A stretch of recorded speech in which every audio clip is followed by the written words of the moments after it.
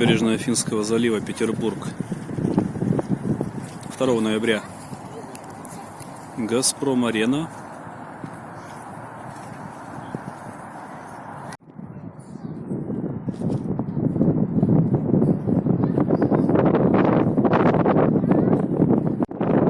Вообще это парк в честь 300-летия Санкт-Петербурга. Тут все запрещено. Мангалы, движение на самокатах, велосипедах и прочем, насколько я видел, на всяких мотоциклах. Ходить по газону только можно смотреть, идти порадоваться. А вот это вот газпромовское чудо света высоченное.